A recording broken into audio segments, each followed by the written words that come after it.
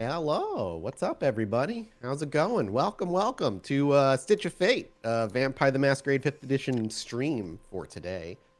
Hello, happy holidays. What's going on? As always, I am your storyteller, Mike Martin, joined by my four players, Max, Dot, Bub, and Josh. Hey, guys. Hi. Yo. Hey, how you doing?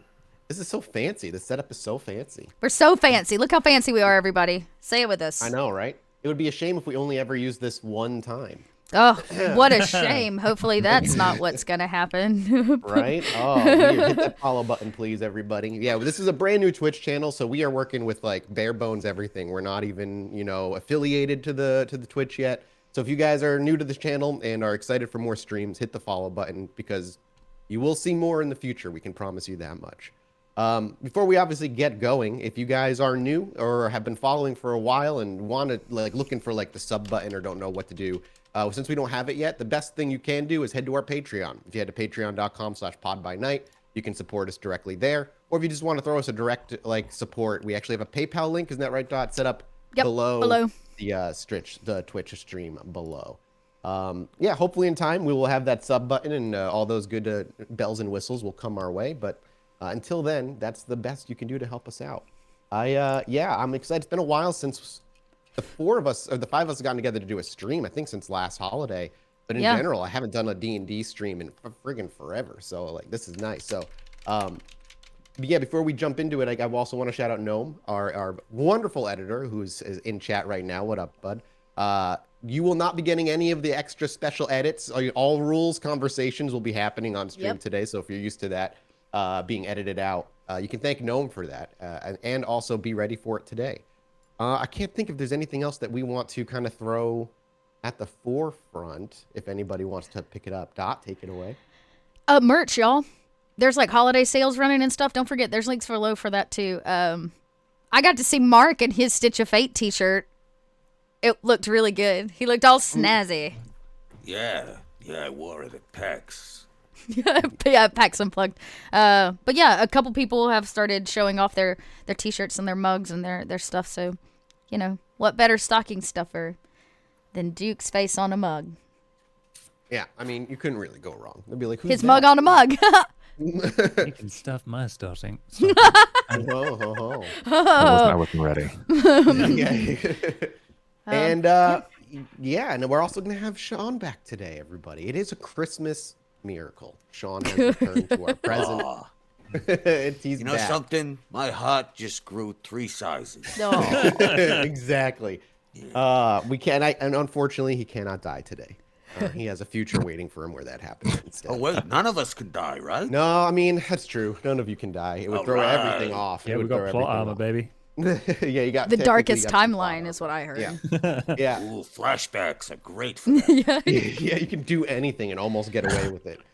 All right, if that's all then, if you guys are ready, we can dive right into this. To give you a setup chat, this is taking place in 2011, if I am correct, or is it 2012? I think it's 2011, though. Yeah, the second last one was Christmas. 2010, right? Yeah. Yeah, the first one was in 2010, I believe. So, yeah, this is a 2011 Christmas. Perfect. All right, well, without further ado, let's rein things in, set the scene, and see what our very young coterie at this time is up to. There's silence as the camera pans up from the ground, and darkness gives way to a very dull-looking background. At this point, Vera, your club is still relatively new. Only been around for a few years at this point, correct? The official Succubus Club has only been around. The official Succubus Club, correct. The one that you got, in recognition for rejoining the Camarilla. Around this time, how many years has it been around? Well, about 50. I think it's 15 or 16. Well, okay. By the time the podcast picks up here, it's been more like 6 or 7. It's really fresh. Now. Yeah, so that's right around this time, 2011. Yeah. So it's only been around for about 6 or 7 years. A lot of the regulars that would end up being your regulars are probably just starting to really come around. But we're going to find ourselves where we always find ourselves as the camera rushes through the front doors, through the rushing, thumping music at the top of the club. with bodies gathered together, lots of Santa hats stuck on heads. You see a few people with red noses carrying around green and red drinks. And how would you decorate your club for the holidays, if you would at all, or would you allow people to just kind of do their own thing? Well, mistletoe is actually a very deadly plant. So I imagine that she's decorated with far too much mistletoe. It is that kind of a club as well. It may not be a Fangs Out club, but Yeah, of the course. kind can do what they want. So I imagine there's like certain mistletoe corners and door frames in the works. And so as the camera weaves its way through the thick crowd, people stumbling and laughing raucously on the dance floor as drinks are continuously spilled on an already sticky dance floor at this particular point, we push past it and make our way toward the back. Few people in the corner are making out under one of the many mistletoes dangling from the many different banisters and areas that they could be pinned up in. But our attention isn't stuck here for too long as we rush by, down some very familiar stairs in the back room, and into a back corner where we actually see what seems to be a coterie getting ready to head out for the evening. We see, I believe out of all four of them, however, Duke might still look exactly the same until the last minute where he needs to grab his jacket. For now, though, out of curiosity, as the camera pans into this room in the basement where you regularly meet, does it look like you are all heading out on an evening, should I say, dressed up for the holidays, or is it more casual attire? And what is the scene that our vision picks up with as the camera bursts into the coterie's early meeting for yet another, a second Christmas gathering together?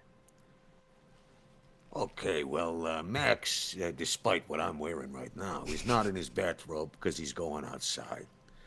So he's got his outside clothes on, he's got his hoodie and he's got his trench coat and he's got all of his weapons on him as he usually does. Let's face it, he's going outside. But as mentioned before about the Santa hats, he's got his ratty old Santa hat that he wore from previous years. It's got a few more unidentifiable stains on it than this one has. He's also, his jacket is open right now, and you can see he's wearing a t-shirt that says, "Now I have a machine gun, ho ho ho." Incredibly festive. As he turns around and that shirt is kind of bared to the rest of the coterie, does Sean, Vera, or Duke remark on his attire?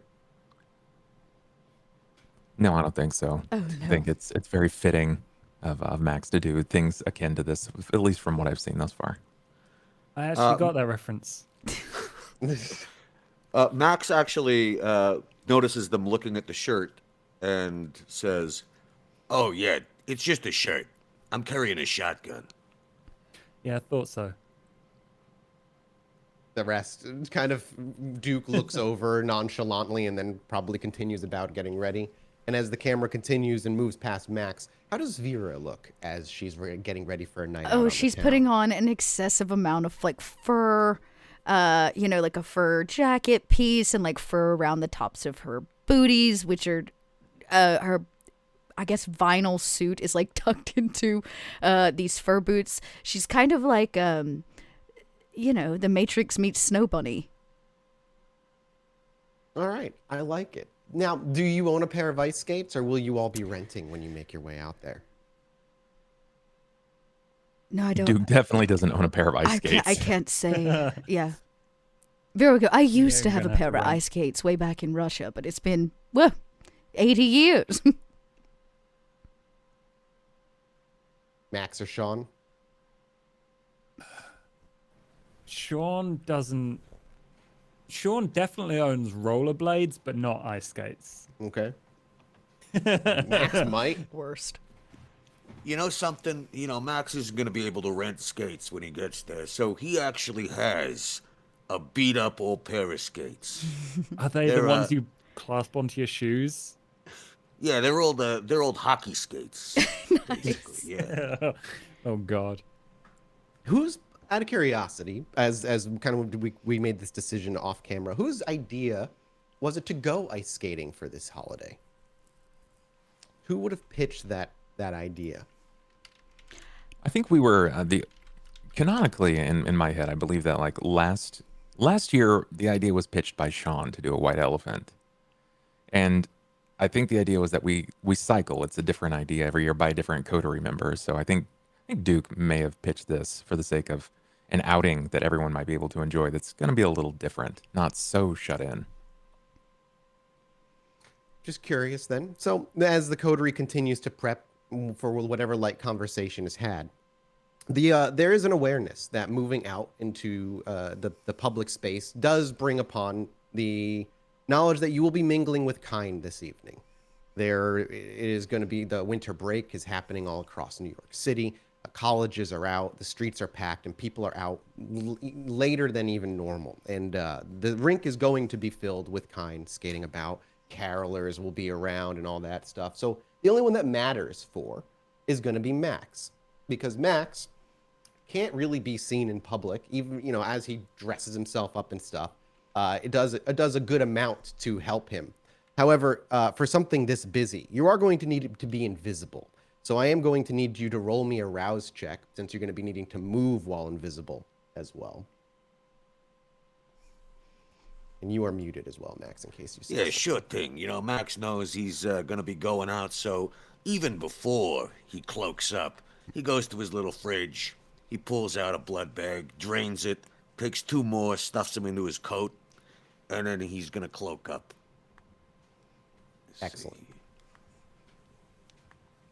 So screwed if you fall over. Yeah, don't. Let's hope you make some good dex rolls. Dex athletics, maybe.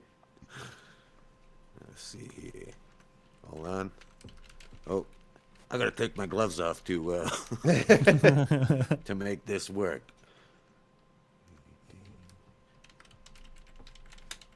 On the new sheets, where's my rouse check here? Oh, I don't think these ones have an actual button for that anymore. Yeah, I don't think so either. So there's like Oh, yeah, a you're little right. diamond dice D10. Oh on the yeah, top that's left. right. Yeah, you just have to Probably roll best. the D10.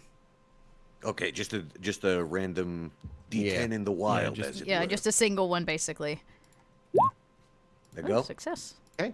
You do not gain a hunger as everybody's throwing on their coats and getting ready to head outside, as you can't, as much as you'd like to go out in short sleeves because it doesn't really bother you all that much, to keep up appearances amongst the kind, one will have to dress like them. And as you're throwing on your clothing and getting ready to make your way out, as Max spins on his heel and begins to walk out the door with a single step, he ripples out of existence and he's gone. No, within whispering range, you know he's nearby. As you make your way upstairs, does John chauffeur you to the ice rink? Oh, yes, of course. As you make your way up the stairs and open up the back door, a gentle snowfall it greets all of your faces, as there's a small dusting on the ground as the flurry begins to pick up a little bit.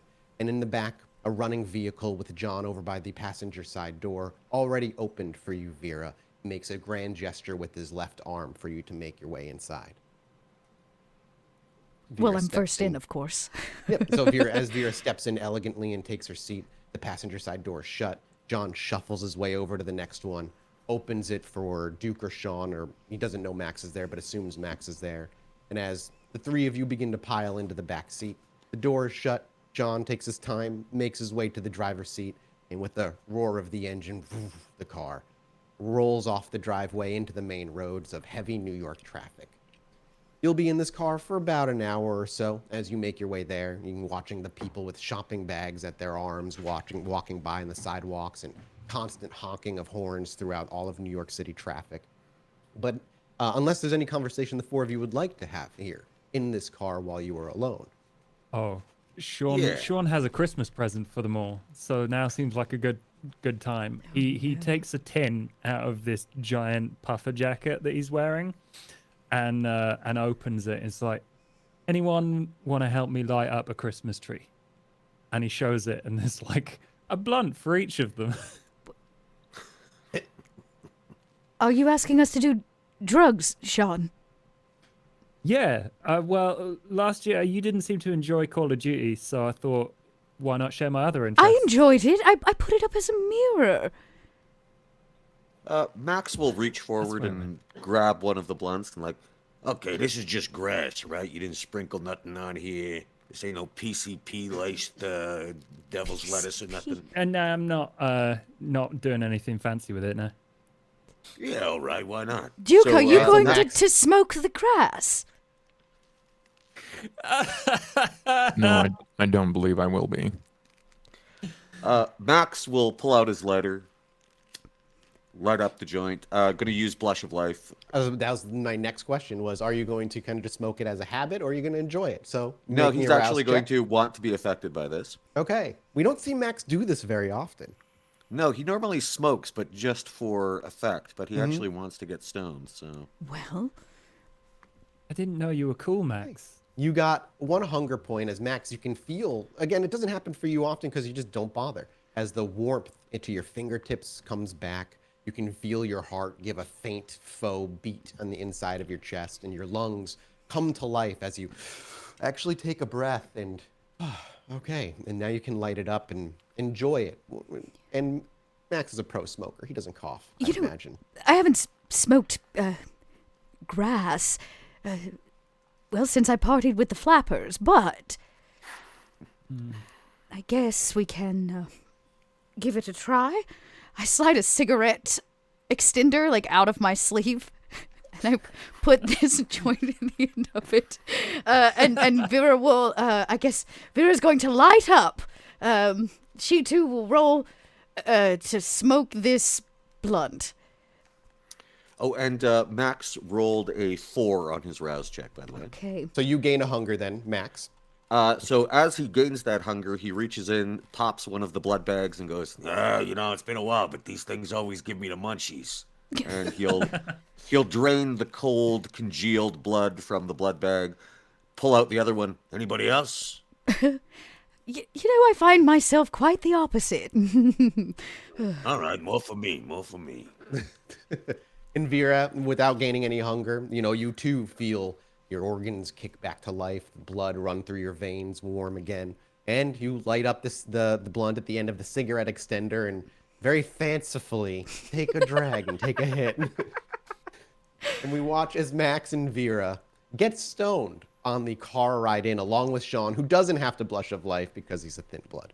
And you feel it, and you're feeling Best good. bonus. Matt, Yeah, it's a I'm nice little curious. Would this? I'm assuming this might be one of the first times that I've seen Sean actually like extensively use any kind of drug in front of us.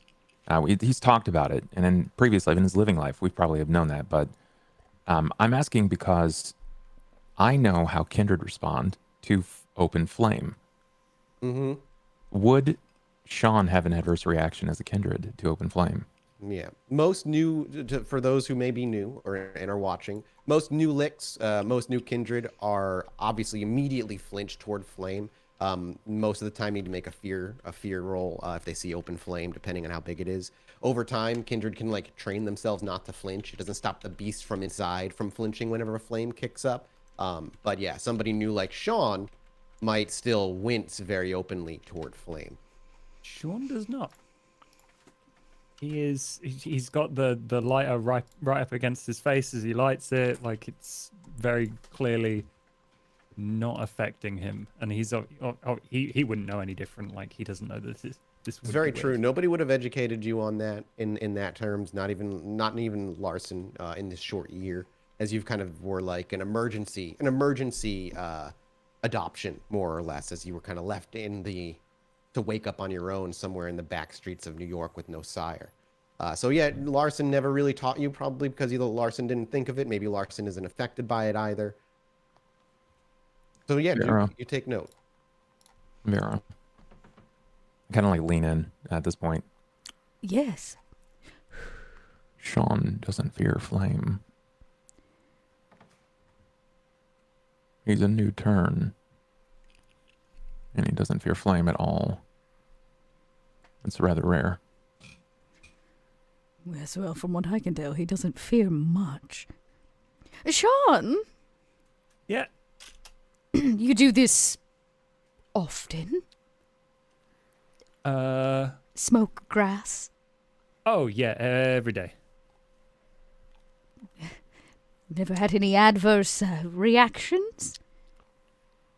Well, yeah. There's a few times, like, if you do too much, you can throw up and stuff. But like, it depends on what you mix it with. Not mortal reactions. I'm supposed to be doing something different? No, oh. You don't seem bothered by, say, the flame or the heat. Yeah, it's how you light it. It's pretty normal. Are No you worries. bothered by any heat? I like room temperature, but like, no. Like No, the heat's sun, not important to me. Sean, can you walk in the sun? Yeah. Why? That you would know, Sean would know is kind of a thin blood thing. It's not a full-blooded thing. Yeah, you not notice that I go out during the day? I thought John would have Sean. told you. We're asleep. And what I mean, makes you yeah, think I but, like- notice what you do? Yeah, I kind of knew, Fair but enough. I thought everybody else did too. Well, you know, it is time for the holidays, the gift of knowing each other better. Yeah. Yeah. Hey, And now, thanks I for know- this grass, man. This is it's been a while, like I said. yeah, good. That's my personal stash. Nothing but the best for you lot, you know? Yeah, is it just me, or is this stuff a lot stronger than it used to be? Okay. How long has it been since Max has imbibed of the devil's lettuce? I would say definitely. He had his ghouls in the. We've seen what his pack of ghouls was like. His ghoul in the- smoke on the regular. Yeah. I would say definitely in the 70s. Perhaps it fell away in the 80s. So you've had a very nice break from it. So as he's hitting it and he's kind of moving his fingers around, Sean, looks like he's taking it pretty hard. Yeah, I'm just like, oh, well, the interesting thing is they've developed a couple of new strains, so blah, blah, blah. And he What? begins to In ramp. the sativa what? And as that conversation continues and goes probably longer than you realize, you're kind of jostled out of that conversation when the brakes get hit extremely hard and you guys kind of lunge forward. And as your attention is drawn forward and you look out the window, it looks like John almost hit the car in front of him just by a couple of inches. And Vera, as you look over to John as you are in the passenger seat, you watch John as he barely can keep his eyes open in this moment. And he seems to just kind of be looking around. He's like, my apologies, Miss Vera. John, As he waves some smoke out of his face. maybe we should not hotbox the car. I'm fine, Miss Vera. We're almost there. To Vera, enjoy I'm the on Cars the in front of him drive. have already started moving, and he hasn't started moving yet. Allow me to Wind down the drive, window. please. John. And he looks up, drive, yes. And then he hits the gas pedal and he John, begins John, to keep stop. moving. Oh, Would you like to make a roll just to persuade him? Give me you don't have to make I'm not asking for like a discipline check, but if you'd like to make a manipulation persuasion roll, perhaps? Yeah. I think I'll do that. poor I imagine at that point, Vera's like rolling the window down, letting some of the Yes, smoke just a billow little, out the side. yeah, coming out the side. Persuasion, manip. Boom. I got 2 successes. It's plenty, as especially I imagine Vera is like in the back, like agreeing with you and like whatnot. John eventually relents, who waits for a moment where he can pull off to a side area, pulls the car over, and then very drearily and haphazardly turns the car off, takes the car keys out, then puts them back in, out, looks back to Duke, puts them back in, but lets them go, and then opens the driver door and shuffles into the back. John, why don't you ride shotgun? It's like a holiday treat. It doesn't take much. He stops short, goes back the other way, shuffles around through the snow, leaving in the snow like the snail trail of where his 2 shuffling feet have moved. And as he makes his way around to the other side, he steps into the shotgun to the passenger side where Vera shuts him in, and Duke takes the driver's side. Vera walks her way in the back. Driver's been rearranged. You are only about 10 minutes out from where the ice rink is, as Duke then moves into the driver's seat. Do you have any driving points in drive? No, I don't think I have any points in drive. Doesn't matter. That really only I would only call for that where if you were looking to cut time. Everybody in this world can basic drive. It's fine. You're just gonna take the longest you can, Sure. aka traffic. In the next 10 or so minutes, you hit the road where John very quickly falls asleep in the passenger side, where a deep guttural snore starts kind of billowing out of his lips every deep breath he takes. He's having a good holiday. Thank you for allowing John to be high. Yes, thank you, Sean. He looks like he needed it. I like you blaming Sean. Yeah, he's welcome to it. I'll make him something special when we get back. No, I think his I feel bad metabolism. about this. I feel bad. This is like accidentally getting your cat stoned. Well, at least he's sleeping. All right. And he'll be safe and warm in the car. That is actually a good question. As the drive comes to an end and Duke finds a place to park, it costs, what, $10? New York, I'm assuming there's like LA, lots of places you can park that just cost money, like garages and stuff. I've never been to New York personally other than one time for like 5 hours. Does anybody can correct me if I'm wrong, but I'm just going to assume parking garage. I don't think anybody drives in New York is the problem. Yes, that's true. It's not that's like why there's LA at always all. traffic. Oh, that's right. Never mind. Yeah, there's probably not much driving happening there at all. Eventually, Duke will have to find a place to park a couple blocks away. The question lingers, what to do with John? As the car comes to a stop and John is in extremely deep sleep in the passenger side. Can we not just roll the windows down or something? Vera, Yeah. it's the middle of the winter. He will die. Oh. Well, are you going to wake him? I'll go get him a bottle of water for when he wakes up. But aside from that, I think he'll be all right? I should be able to rouse him awake. He's just slightly intoxicated, right? Slightly. I looked at Max. Slightly. Or more so. How's Max feeling right now? I gotta admit, I'm flying pretty high. I imagine John, he might be out for a little while. Yes, the walk may do him some good.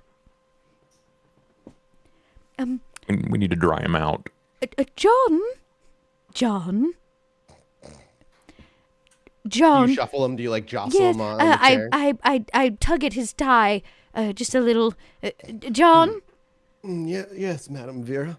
And he blinks slowly keeps kind of one eye closed. We all hope you had a wonderful nap, but we can't leave you in the car. No, of course, I'll join you, Miss Vera. I will watch over as you all enjoy your Christmas evening together. He fumbles for the door, finds the handle, opens it, and pushes it open, takes a step out, and looks like he's going to attempt to join you as he goes to open your door, but goes to open instead I've got Duke's mine, door. John. Thank you, John. Sean got you water. Here you go. Sean, Sean you're hands about him- to have a holiday job. I'm sure in your youth you're familiar with walking the elderly across the street. Since you've Yeah, gotten yeah. this elderly one high, it is your job to escort him at least to the rink. Yeah, that's not too. I'll do it. I just kind of loop my arm through his and like drag him. He follows with a quick stumble before catching his feet and walking with you as you make your way a few blocks away toward the skating rink.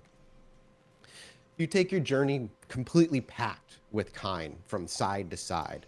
Lucky for you, most of your hungers are completely under control. There's the slight little itch at the back of your throat at the smell of all these mortals walking by, but you're able to contain and move forward. And eventually, you can hear the raucous of the music being blasted over speakers across the outdoor skating rink, the laughters of people and children, the sounds of skates on ice eventually as you turn the corner, and there's the giant ice rink before you. Loads of people skating in circles, some actually with some skill, jumping and twirling, performing, it seems like, for whoever is willing to watch, while majority of the others are looped arm in arm with somebody they know, or their hand is pressed up against the nearby wall as they waddle skate their way across the rink. You make your way down, where you can rent the skates that are needed, 3 pairs, as Max has his own.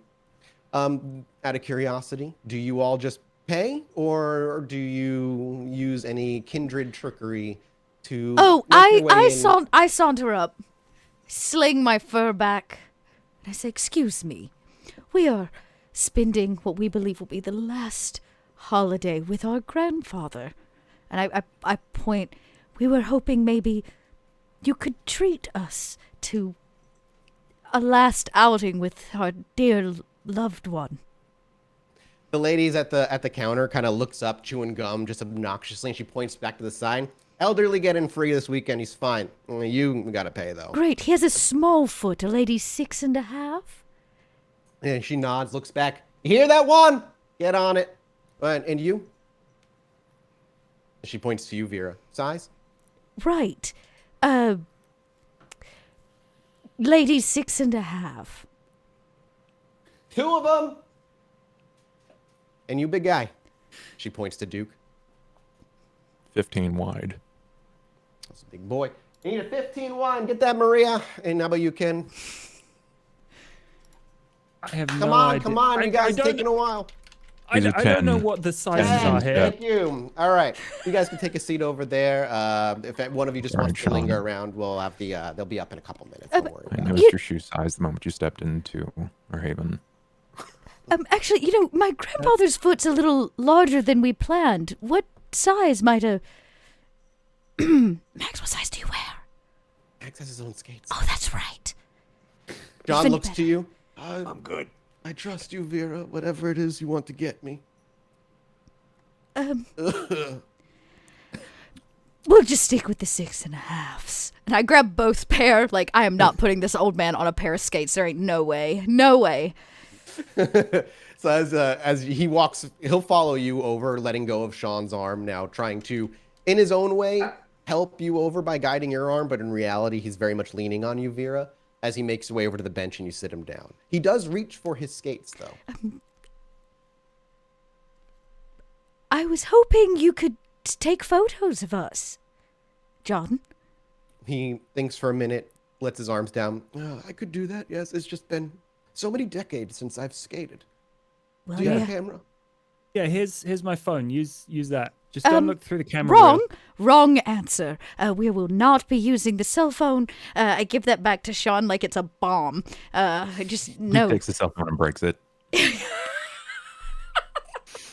There's Ooh, a couple Camarilla. people in the area that are sitting in the benches, look over, and then kind of look to Sean to see if he's going to do anything. Sean looks like he wants to do something, but is like somewhere between confused and angry, and also trying to follow the rules. So he's just like going bright red in the face. I whisper over to whoever's looking, Don't worry, he's getting a new one for Christmas. And as is the way in New York, once they realized there wasn't going to be a scene, they turned their heads and went back to their Move on. business. Vera goes, I'll get you a pair that's going to fit better, John. How about the disposable camera? The one you keep in your breast pocket. Remember? I like pat it. The camera.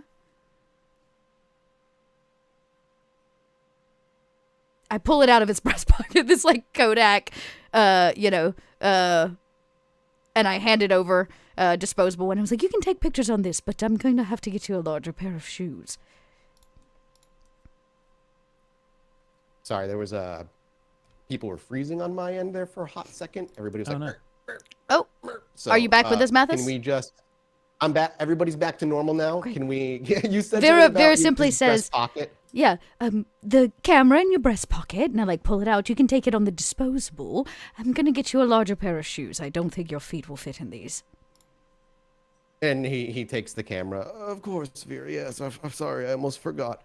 And then he kind of just grabs the camera, sits down nearby, and just hangs out.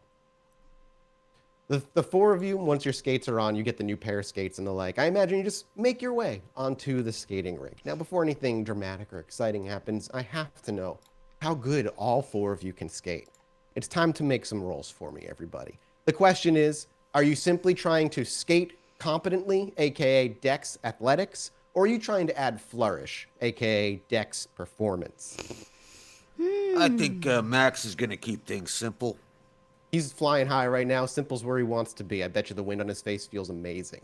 Yeah, and plus, he don't get too fancy, He just Yeah. he's going to get from point A to point B. I love it. And nobody can even see you doing it. So give me a Dex Athletics roll.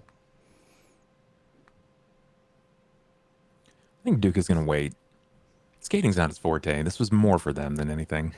He'll do it if they encourage him on the ice, but now someone has to babysit the old man.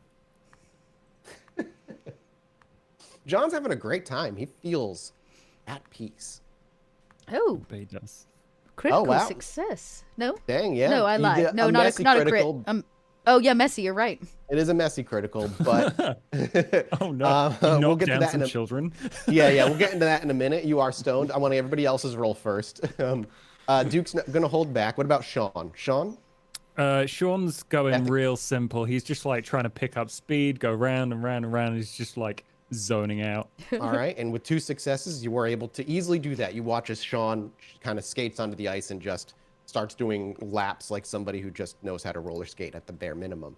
Vera is now the question of like, what are we getting out of you? I think we're gonna go with performance because then hopefully right. I can use my specialty in dance. Okay. Oh, a bad roll for Vera. I'm going to rouse. Because that's only 3. No, well, it's 5 technically because it's also a messy critical. Yeah, also you did another messy stoned. critical success. Oh, okay. You know what? That's not terrible. But I think I will. I can reroll. I can reroll 3. Why not? Yeah, you can This add more this successes if matters you want. to Vera. I want to look up a rule real This quick. matters to Vera. For the sake of it. Hey, another 10 Yeah, that's and a 7 on top of it. and a so- 7. So okay. Yeah. And 4, are you using 5. yes. using awe or anything? Or any of your free No, I abilities that don't. would I mean, draw she can technically.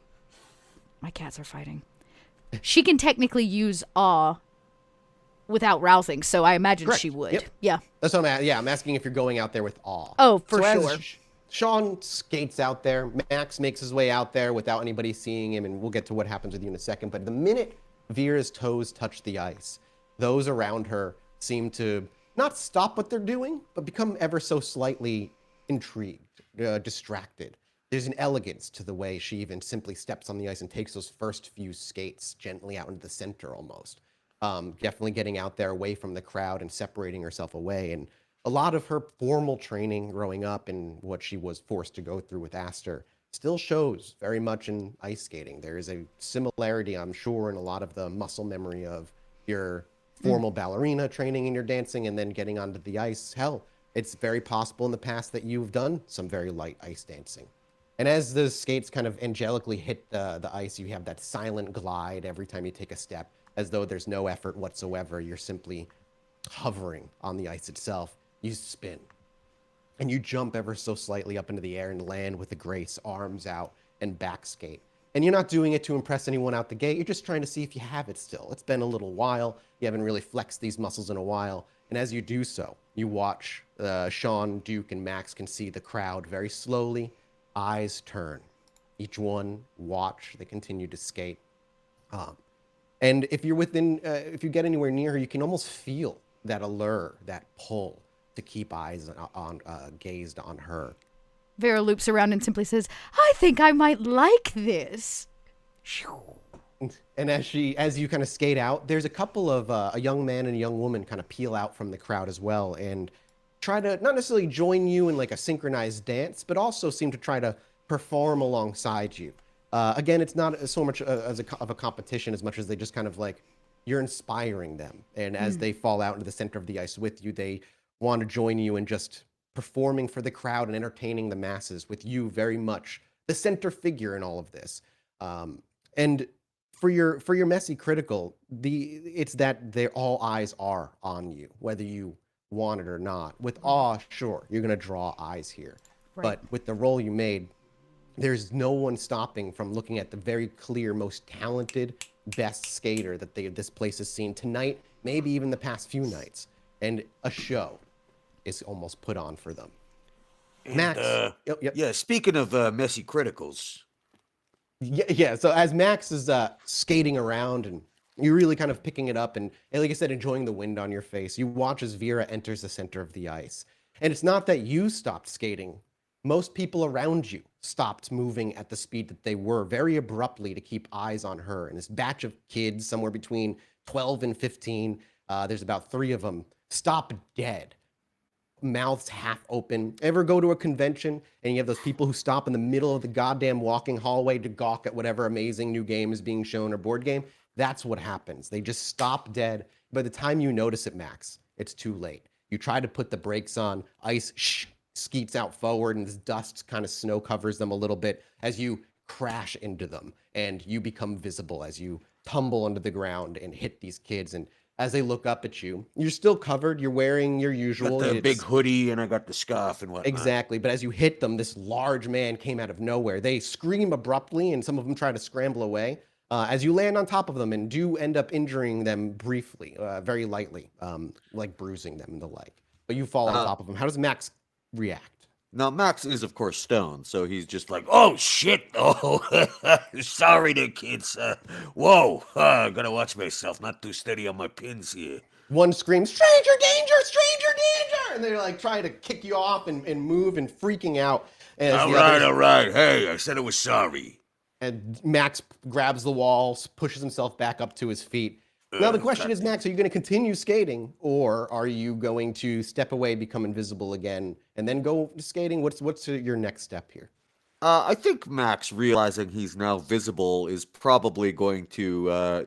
He is still backing up and just going like, Hey, look, sorry, no hard feelings. but he is going to try to get out of sight so that he can disappear again. You may make me a dex stealth check as you probably leave the ice rink, and you're going to have to re-roll your hunger roll to go invisible. Sure thing. And first, you needed a dex stealth. Yep. Yes. Just to get out of people's vision.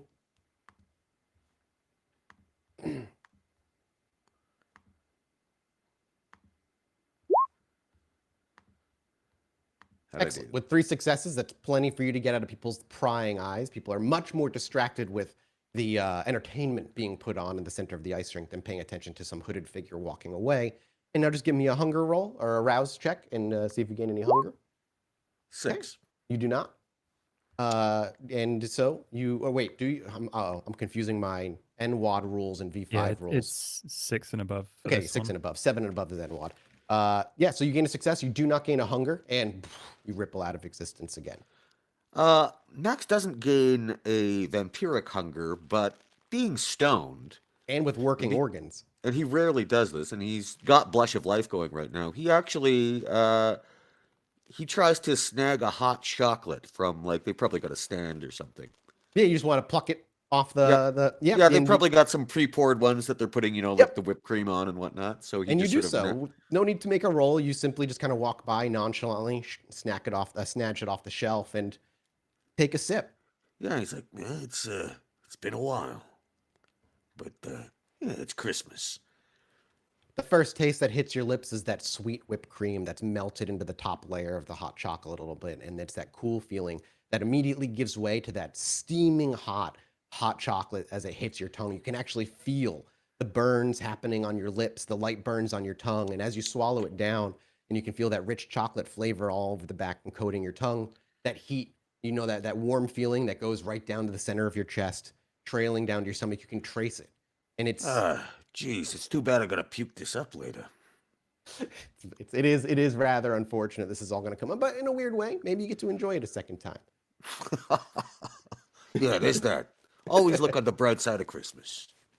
The camera blur cuts back to Duke, sitting next to John. Out of curiosity, Duke, have you just been watching the events unfold nonchalantly from the bench?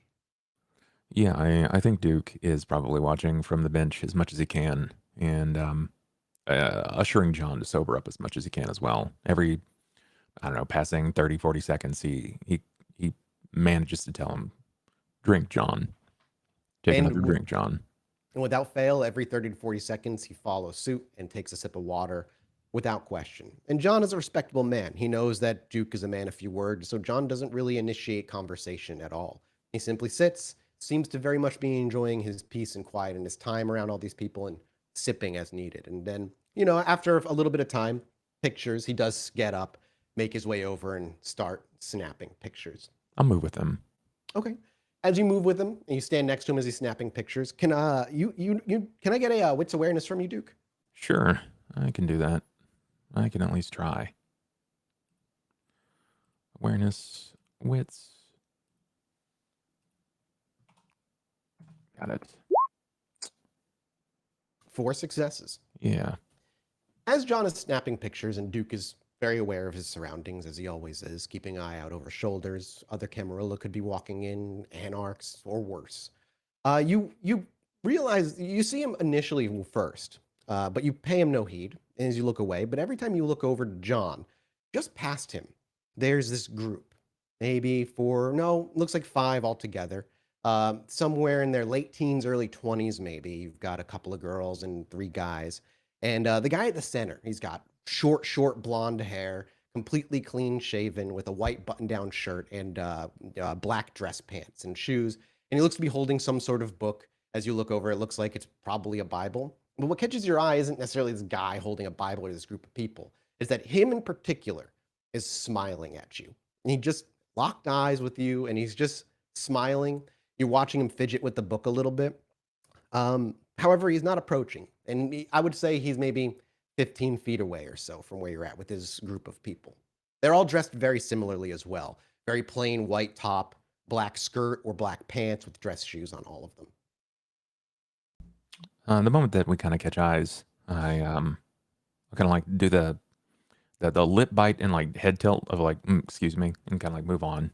As soon as you do so, he almost takes it as an invitation, and he starts to move, and the other 4 begin to move with him. Comes through some people, a crowd, and you realize the only reason he's standing out more than the others is because he's also wearing a red rope around his neck that dangles to each side. And as he walks up with book in hand, he smiles widely, and he's like, "I apologize. I didn't mean to make anything weird there for a minute, but the name's," and he reaches out forward with his hands. "You can call me David." Extend my hand. He shakes. Duke. Good to meet you, Duke. We are from a local church nearby, and we've been caroling, and there's just something was pulling me towards you. Like maybe you need a passage from the good word. And he smiles. I appreciate the offer, but if I can, I'm just here spending time with my grandfather, and Do you gesture my over? personal beliefs do not align with yours. He nods. Well, would you allow us to sing you? And he gestures to those around him. A carol? We carol as well after every passage. We can just carol for you. And he smiles. I'm a Satanist. Go away. He chuckles at that. And he kind of makes some motions, and they begin to hum. And then you hear the beginnings of what's the little drummer boy, as they begin to belt out Little Drummer Boy for you. A few people kind of look their way over, but they never say anything. They kind of just pay their own mind. And they begin to sing. John looks over as you. What'd you say? I'm sorry, dude. We're moving, John. John looks over as you look over to John. He's like bobbing his head to the music, really enjoying it with like a half-open eye. I think Vera like slides up, like really gracefully on her ice skates and says, "Yep, John, you did put the skates on, right?" You look down at his feet, and he has not. Duke, do you have your skates on? I do. I put my hand out. Come on, Duke.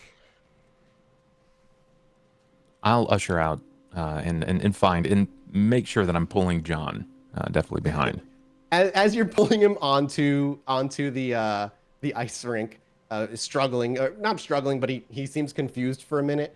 The carol seems to be ending, and the man with the short blonde hair and the rope around his neck runs up, and he opens his book and begins to start shouting a passage at you guys as you start moving your way onto the ice. Hang on, I need to roll for John. Poor John. On the ice. I would like to help if at all possible. I will keep hands on him. You'll give him a bonus D10. Please don't die, John. Oh! Okay! Wow, John is the weed has helped his aching bones as he steps onto the ice with freaking like 6, 7 successes or whatever. Just takes to it like a fish to water. Still very much leaning on Vera. It's not like he's whipping out these amazing maneuvers, but there's little effort to keep him standing when he hits the ice.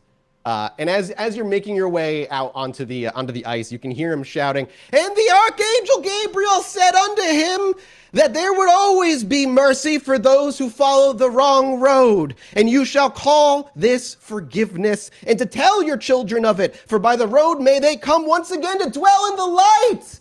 And just shouts it at you guys as you skate away. Is he yelling at us, Duke? Dude, he's very much yelling at you guys, too. Yes. Yes, he Duke is. will actually hear a voice just near his ear. So, friend of yours? Not at all. Eventually, as you move, you kind of not like dead silent answer, just that straight answer, skate away. After he gives that passage, he seems to have a conversation with them, and they all kind of move away from the skating rink, leaving you all to skate on your own. I kind of want to keep my eye on them to see where they're going. You would need to leave the skating rink to keep following him. Okay, so they're not in building anymore. No, they're leaving and like making their way Gotcha. out. And the Okay. skating rink in my brain is outside. I Sure, apologize. sure. That's fine. Then if they're no longer within eyesight, then I'll maintain here. Sure. And you all skate for the remainder of how long would you all skate for? Give yourself as much time as you'd like. You enjoy this very much so. For as little as he possibly can. No, Vera makes Duke stay on the ice, at least for a picture. And, you know, I skate as long as John can handle it, because I have no stamina problems. Yeah, are we- you're fine. Are we taking a photo? John took a few photos of you, like just action photos of you all. However, if you are all wanting to get together for a photo, John would happily take a photo of you all. Yes, family if- photo. If Max knows that's happening, he'll sort of like duck away, de-obfuscate somewhere, come back onto the ice all bundled up, and sort of skate Just, in. it's all eyes. Yeah, it's basically just this. Yeah. Huge hoodie and scarf, and also a steaming cup of hot chocolate. It's a great picture. As the four of you get together on the ice, as there's still, you got strangers kind of mingling around you all. You all get together and pose, and John takes the little Kodak camera out of his pocket, brings it to his eye, and he takes a couple pictures before he slides it back in. It's gonna be a great picture because everybody's dressed in like winter wear and Duke is still in normal attire, just wearing black gloves. It is a very bizarre holiday picture, but it'll look great next to the one from last year. And eventually, your rink skating comes to a close. I imagine you're there for a couple of hours before John very clearly becomes tired, even though he's enjoying himself, is ready to sit down and relax. And if you take that as your opportunity to leave, then you do so without trouble.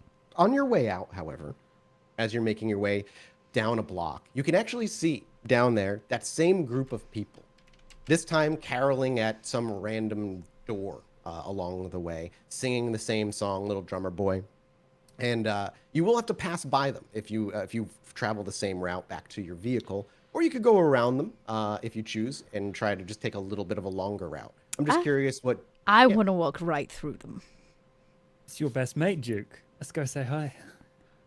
And now that the picture has been taken, Max will have ducked it off to the side, obfuscated again, as he does. Let's just see. Rousing. 8. Okay, you're not Nice. hungry. Awesome. And I think I'll drain the last of those the blood bags. Okay. Put you back to 1 hunger. Yeah, he basically takes what's left of his hot chocolate, empties the cold blood into it, swishes it around, and drains it all. Hey, that's flavor it up. I vile. like it. I love it. As we get close, like when we're finally in earshot, I look to him and go, "Do you know what I love more than anything? A religious man. A religious man." Can I get a wits awareness from everybody? Don't miss doing these. Right? Yeah, not my best roll. I got That's a fine. single Looking for a certain success. number of successes for this one.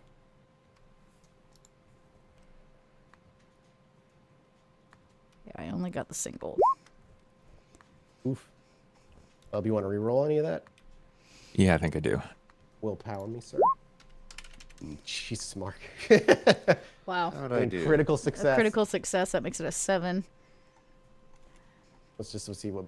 Where's Bugsy the rolled. willpower roll? Oh yeah, new character sheet. I know. don't think it actually. Well, I lie. I think there is. Yes. No. Did I get 4 successes? You got 6 You got, successes. 6 successes. 'cause I think you critical just have to roll succeeded. the Oh, I d10. critted. Yeah. There we go. Okay, so I got 3 successes total.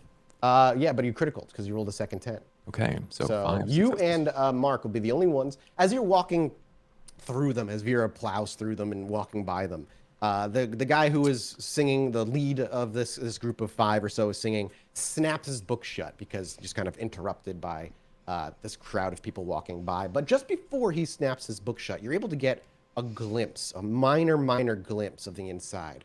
And it seems like the pages were all blank save one, the left page, and didn't look like there was much writing on it, as much as it looked like there was a ripped piece of paper hastily taped into that book. Like almost like a newspaper clipping looking thing that was like taped into that book itself. And it snaps shut, however, before, you can see anything inside. And as they kind of step out of the way, and as you say, I love a religious man, his disdain goes to Joy, and the family they were caroling to takes as an opportunity to quickly shut the door and lock it behind them. Right. Look, if he makes eye contact, that's all I need. No, he did. He looks at you and he smiles. I widely smile before- back. Yes, religious man, do you have a name? He reaches out. You can call me David. Oh, David, what a manly name you have. And I kind of walk into his space just a little bit, and I'm like, Tell me, David, do you do this often? As you step in, it doesn't seem to disturb him at all. He does not give way any ground. He simply smiles, and he's like, only during the most important of holidays. Which is this one? Well, Christmas is an extremely important holiday, is it not? You're the expert? Why don't you enlighten me? To enlighten you on the birth of our Lord and Savior. But that his is why mortal you're out form. here in the cold singing, isn't it? He smiles. It's one of the many reasons. Are you wanting Many to have a... reasons, more than just the birth of, what's it, Jesus? He think it's smiles very Jeebus. pleasantly. Jeebus. Oh, it's Jeebus, the birth of Jeebus. He smiles. I see how this is going. Unfortunately, you are not going to find any conflict here with me today, ma'am. Conflict? I'm sorry, did I offend? Oh, you're not openly attempting to insult me, yeah, I'm sure. If you'd like to have this conversation, perhaps we can have a coffee one evening. A dinner, perhaps. We can truly lay all our cards out on the table and we can truly dive deep into the... David, are you asking me on a date? He smiles. No, I would never. Seems to me like you might be. That is, of course, if you're not interested. Where can I pick you up? What street? We're on some street corner, no doubt, right? Yeah, you're on some street corner near the, Well, That's how about right here? this evening. Sure. I can't do this evening, I'm sorry. Does Jeebus call? He smiles. He does. Well, then it sounds to me like you need to choose our date. He, you see his, like, the tongue kind of go with the cross on the inside of his lip, and as he thinks, well, when are you free next? How about next weekend? Same time? Yes, I prefer my dates on Sunday. Is that a problem? It may be. How can I reach you? Do you have a phone number? Oh, a girl never gives out her number. Coffee and all that. Tell me, David. This book of yours, this is the good book? Yes. I kind of make eyes to Duke. Well, Yeah. read us something from it. Save our souls. He Can smiles. Can I make a roll here? I'd like to. What did you like to make? I want to see something. Based on a detail that you gave me earlier, it doesn't seem so mundane. But I'm not sure if I caught anything else on him. But you made note of the red cord around his neck. Still around his neck. Could I tie that to anything occult wise? Not really. Okay. No, nothing that would jump out to you at all that would like, oh, this represents something. Could It's very I, familiar to like a priest or a deacon's like, what you Like see the them wear around. cables they wear. Yeah, those long, okay. like a long cable. Gotcha. That's what Okay. I mean Could by I just rope, I guess. Could I is just the cable. tie it to something? I mean, I don't want to try to tie it to something occult-wise. I'm just talking like a fire hydrant or something. you want to like tie it around his neck and then tie it to a fire hydrant, or just grab it? Oh wait, it's not tied to his neck. It's just It's just never lit. mind. It's like around his shoulders, basically. Yeah, I'm too stoned to pull a prank like this. Yeah, you're a Let's little- go home. Let's go home. When it becomes clear to him that there really is no middle ground per se, he does kind of let the conversation die, Vera, and gives pleasantries, but is ready to move on to the next door or block or wherever he seems to be ready to go. Is there any attempt to keep him talking? Yes, you didn't read me your scripture.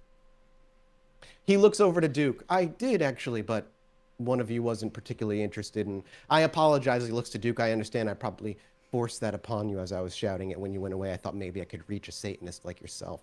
But he says, I don't want to waste my time nor your own, so please. have a good Saving night." souls is a waste of time. Did I see that his book was empty? You and Max saw what I told you saw. What looked like a newspaper clipping taped onto the inside and a blank page on the other side. Blank page. So it's not an empty book. It's just the first like flip Like that page. page that he was on, it was completely empty save for What particular Bible is it? there's no marking on it. You don't There's no see anything other marking. than a cross on a black leather bound book. Doesn't say like King James's version or any of that stuff. Yeah, Vera doesn't know the book's empty. She just gets the vibe that something's up. So she's poking. Yeah, he's certainly alluring to something more here. Can I'd like to use a discipline. Okay, what would you like to use? I want to compel our friend here. All right, can I get what he would have as an opposing roll if he was to get one? Sure. Not really sure what that's going to be though. I can always look it up. Hang on. We have a fancy website. We do. Oh yeah, you can look that up. Your charisma dominate versus his intelligence resolve. Okay. It is free, so it's one of the lower level powers, obviously. All right. So then charisma dominate. Oh, this should be just fine. And I can just click dominate to make this roll. I think I- so. Think so. If you've got it set up, New character sheets, y'all. yeah, we're working through our Yeah, new we're stuff. in new character sheets. All specs. If you click, Well, I have major deja vu right now. Very bizarre. that could be a good I thing. feel like I know what's about to happen. Let's see. Negative Ghost Rider. I'm not seeing. I don't see a way to actually not to seeing it roll it either. via click. You may just have to add the discipline might just have to do it to yourself. the skill roll. That's fine. Okay, so you got it. 3 successes. And what do you say? So with compel, I can usher a simple command essentially, and I would just like to see his book. And he looks to you very calmly, and he goes, "No, thank you, though." Up. Hmm? He says that out loud. Yes. No one knows you used to compel other than Duke. It's not an open power. Duke, you know you used it. You I felt do. it. I do. I'm going to up the ante here. I'm gonna rouse and mesmerize. And I know that we have that button up there, so the D10, boop. That should roll, right? Yeah, roll away. Should make sure a It's not- second box didn't pop up. Oh, there it is. Okay. Oof. 1. That's just for something. All right, so I get hungry. I get a little Okay. hungrier. All right.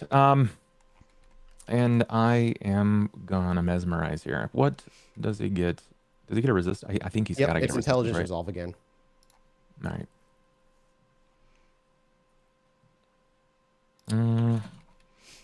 I will rouse this because I want to succeed. Yes. Good call. So success.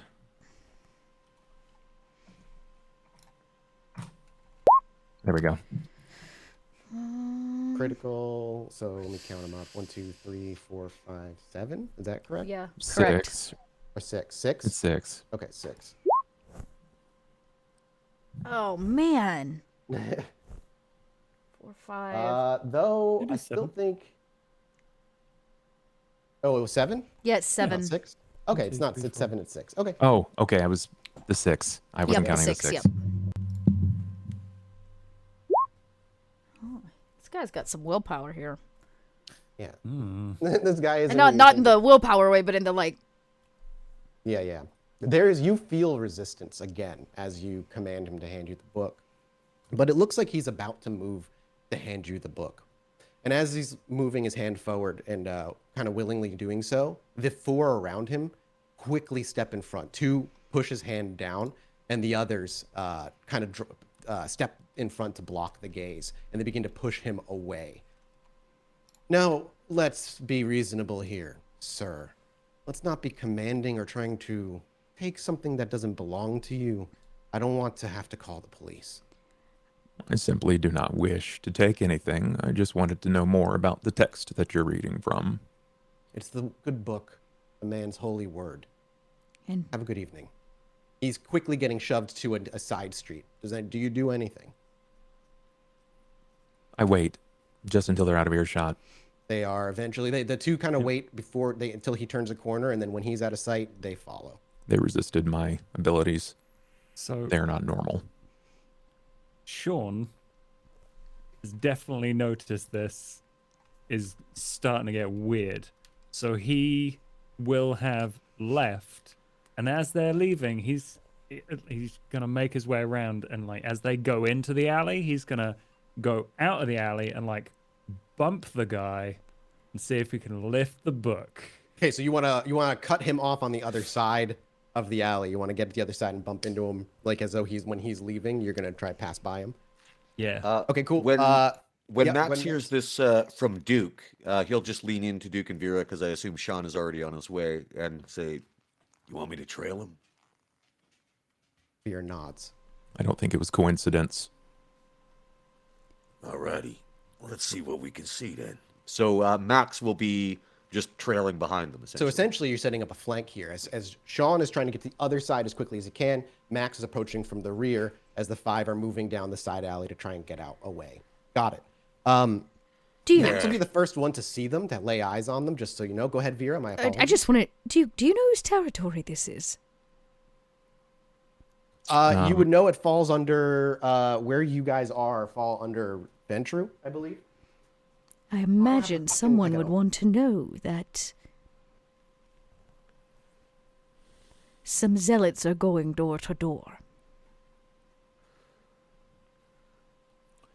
He picked me out of a crowd, Vera. We're at a skating rink with potentially hundreds, and he picked me out of a crowd. Immediately shouted faith at me, but I was able to get out of earshot before it became a detriment. Well, it sounds to me like we may have some troublemakers. I kind of just like look around the alley where I know that the other 2 are already starting their trajectory and go, Let's see what they find out. Max, you would be able to approach them first, as they're still at the very beginning of the alley by the time you make these decisions, and Sean goes off running and you follow from behind. Do you wait for Sean to make his appearance, or do you actually take action, or do you simply tail them? I'm just tailing them.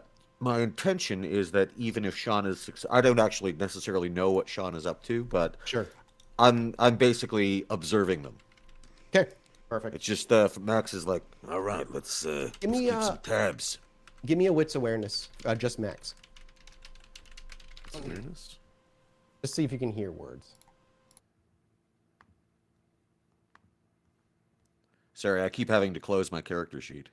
Yeah, you're good. No worries. Let's see here. What's awareness?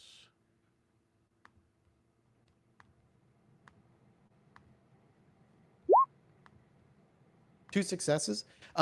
It's hard to pick up much of what they're saying as they're whispered in hushed, quiet tones as they're kind of hurrying down the alleyway. But you are pretty certain you heard one of them, a male voice, say, "Oh, it was her. It was her." Okay. Eventually, though, as they approach, Sean, you're coming around the corner. You can see there's a car kind of running, waiting, and as they're piling out of the alleyway, you have a split second to kind of like bump into them and try and snag this thing. So, Yep. first, if you're trying to be unrecognized or unseen, or maybe just get away before they get a clear look at you, I would like a Dex performance check, as I assume you're just going to pretend to be bumping into these guys as like, "Oh, I'm sorry, I'm sorry, I'm sorry." Unless you're looking to just straight on, like, without any preamble or any pretending, you simply are trying to snatch it from him. Yeah, see, Sean is not a performer.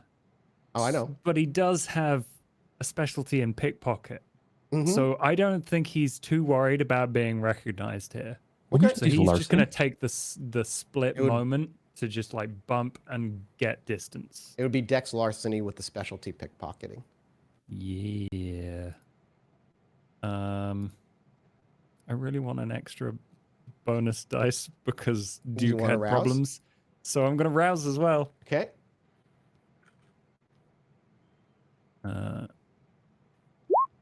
I don't get hungrier. Nice. Okay. Let's go for it. Yeah. An extra 2 dice. Okay. 1, 2, Wow, 3, nice 4, roll. 5. It's going to be versus his, I assume, wits awareness. Yeah. I guess. Ooh, I could willpower that as well. Would you like to? You could willpower 2 of them. There is a 10 in there. Yep, there is a 10. You could potentially crit. Oh. Never mind. You tried. Still, though, you rolled a total of 5 successes. And as they're piling out, they're not like helping him or carrying him away anymore. He's walking very much on his own now that the line of sight between him and Duke has been broken for a certain amount of time. He walks over. He's walking over past the 2 front people, and it's as he's about to walk past the 2 people in front of him to make his way to the car that Sean sees them, clocks them, and goes from walking or like a light jog to a full sprint as he kind of just rushes by them, shoulders him, definitely sending him off course, like making him stumble a couple of steps. But as you do so, you can feel the pleather book in your fingers as you clasp down into it and effortlessly slip it out from under his weak grasp, as he clearly had let his guard down, thinking that he was going to be safe from this point on. Max, from the rear, you can see him making his way to the car, and maybe you're ready to make a move to stop him. But as he's about to, you see Sean bump into him and like, "Oh, fuck, oh, sorry. And he takes off. And there's a brief moment where they're looking and he realizes, hey, that fucker took my book. And as he shouts and points, he gets pushed into the car with another person, and the door shuts as 3 others break left and start chasing Sean. Sean, as you look behind, you can see 3 people, the 2 girls and one of the boys are in a full sprint now after you. Max and Vera and Duke would see that whole scene from a bit of a distance on the corner of the block as you're kind of like just watching to see how it all goes down. And you watch all this happens in the course of basically 3 seconds. The bump shoved into the car, they split, and the car starts to roll away. Max, car or Sean help? What are you doing? Okay, first thing I'm going to do is clock their license plate number. Okay, you clock give me a resolve intelligence for a memory roll. Just need 1 success out of this for you to memorize it. Come on.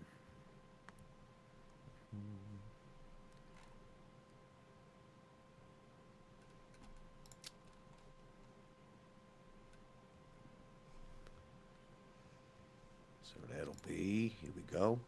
So resolve and intelligence? Yeah. You bet. Oh wait, it won't let me roll resolve and intelligence Just together. merge the pools in your mind and roll that many d10 flat. Okay. All right, here we go. That'll be, here we go. That happened? Yep, you got 2 successes, and that's you clock the license plate. It's in your mind. You will remember it. Okay. Once you And look then- and clock it, So I'm gonna leave old Charlie Church there is in the car already, right? I imagine John was kind of lingering. That's actually, you left John. Oh, yeah. I apologize. I thought you were talking about John. Yeah, the other guy's in the car already with one other, and they drove off. Yeah, Where you we're know, still- Charlie Church. Charlie Church. Charlie Church. Though the question Okay. does linger, thank you. Duke and Vera are left with John. John is with the two of you as you're watching this all happen. It's not like he doesn't know that you guys are into like some weird shit, obviously. It's just, he's stoned and an old man. Right. Well, he's John, mostly sobered up for the most part, but he's John? tired now.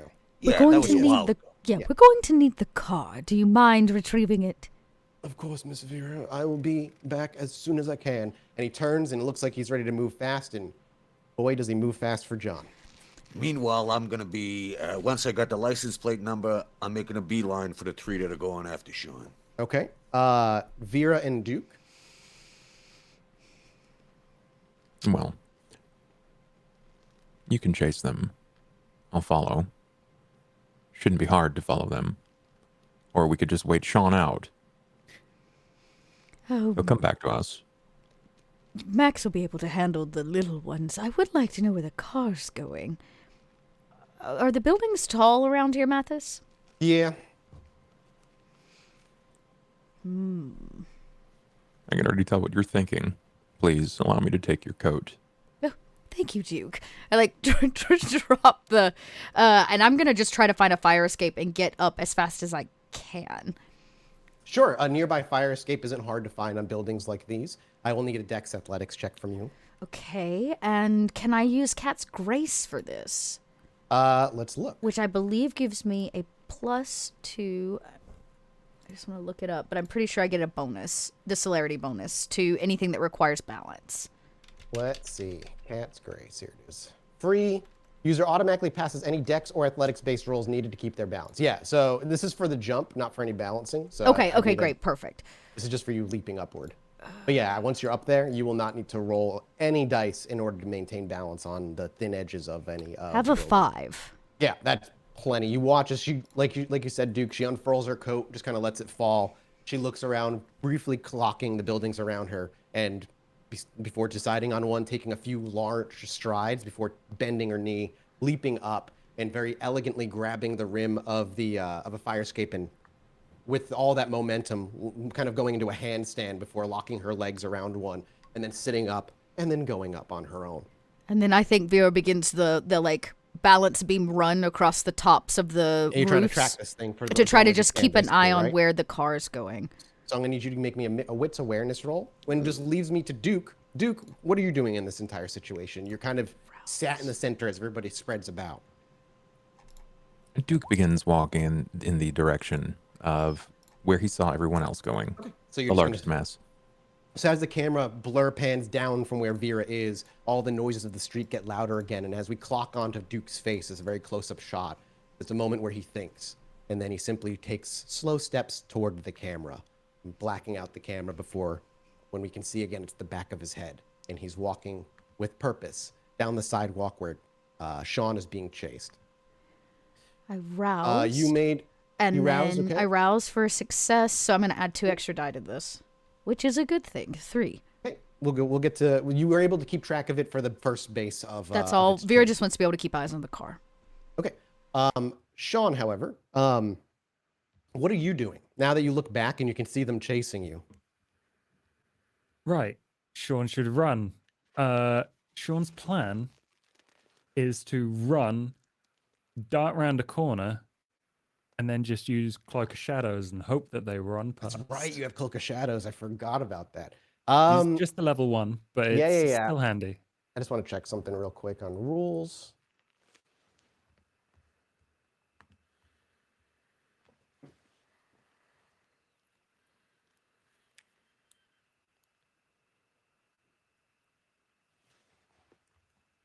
Cool. Okay. So we watch as Sean quickly breaks down an alley. I'm not going to make you make a stealth dex because it wasn't very silent. You broke down an alleyway, but you kind of pin up near a close dumpster that just blocks the vision of the alley, and you Cloak of Shadows, which is free, correct? Yes. Okay. And as soon as you sit still for a moment, you kind of just hold your breath, and then eventually your body dissipates. You very quickly hear the sounds of many footsteps turning, some disgruntled voices. Yeah, down that way. And then as they kind of start running, they start looking around very slowly. Which leads me to Max, who would have now at this point catch up to that point where they turned down an alley chasing Sean that you saw him go down. And it looks like they've kind of stopped and they're looking around, not realizing obviously that you've been following them because you're invisible. What do you do at this point? I'm gonna keep on observing and get close, try to hear what they're saying. Okay, they stay relatively quiet, but you watch as they come down this alleyway. One of the girls pulls a pistol out of the back of her pants, while the other two down near their shoes pull out a couple of pocket knives that they then have to flip open. Like, just be careful. We don't know what he's capable of. And they start slowly looking through the alleyway. Only one of them will actually technically get a roll here, but we'll see. Okay.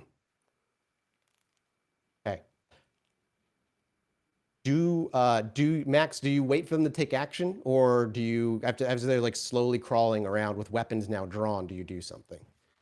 Now, I know that Sean can pull a little trick like me. Like, I know he can't walk around or nothing, but I know what he's capable of at this point, right? Yeah, you've been with Sean at this point in your history around 2 years or so. Okay. All right. So, I think I figured out what's going on. So I'm waiting to see if they discover him. If they do, and they try to make a move, then I'm going to pounce on him. Okay. Can you make me a deck stealth check, Sean? Okay. Please. I really don't need much from you.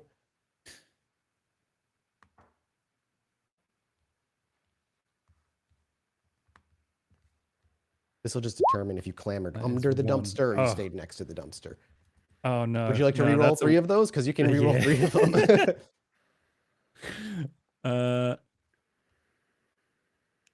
Did that? Oh no, I still need to do a thing.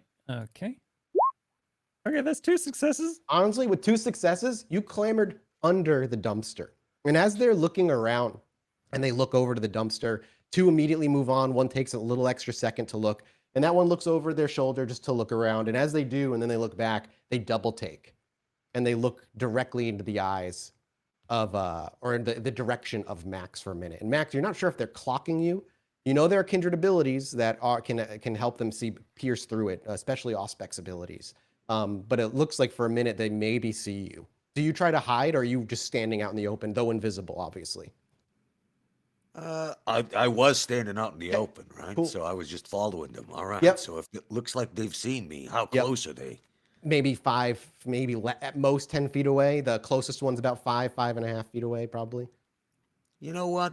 If they can see me, something's going on. So I'm gonna pop on them right in the face. All right. You catch her off guard as she's looking at you, and she's not sure she's seeing what she's seeing, but she doesn't have time to react. Please pop them. Let's see. Do you use any abilities, disciplines? Oh yeah, potence is always up. And so that'll be strength to brawl. Although you said the one that's closest to him is a girl, right? A lady? Yeah. You know what? Max would never hit a lady first, so he's gonna hit one of the guys. Okay. Hold on here. So that'll be strength brawl, and there's gonna be 3 automatic successes on top of that. Just make sure you're going to use what one is that? Is that shit? What's the name of Potence? Potent. Yeah, potence, but like what ability of potence? Oh, this is. I'll give you the actual name here. Prowess. This is just prowess, straight up prowess. All right, you're just going to need to give me 1 rouse check. That's all. You bet. So first of all, here's the rouse check. How'd that do? Okay, didn't gain any hunger at all. Okie doke. And then we're gonna go the old strength brawl. And here's brawl.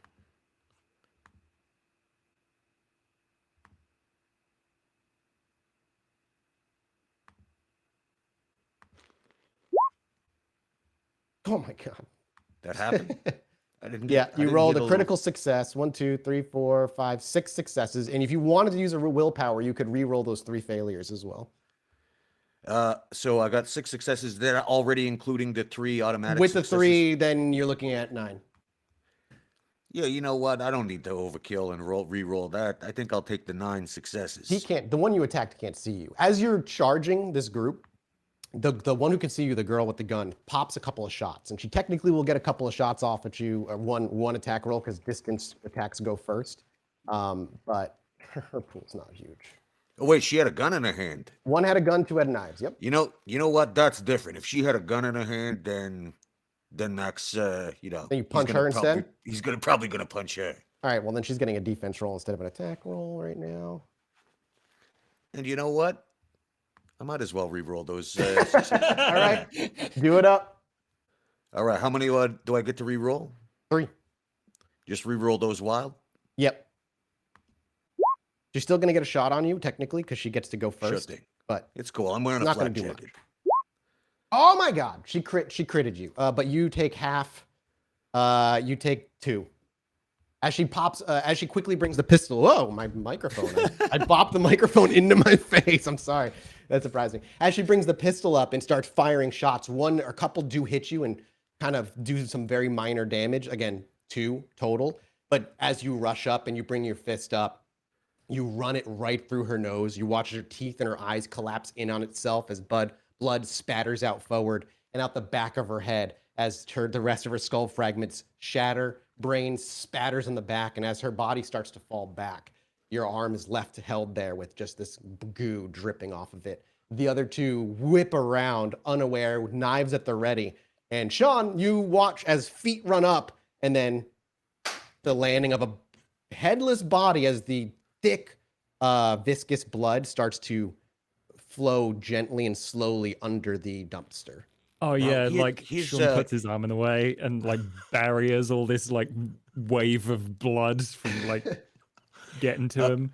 Just a question here: is that 2 after my flak jacket or before? Before your flak jacket. How much armor is your flak jacket? Hold on. Does it just reduce again? Let's see. I'll look it up. Let me look that up.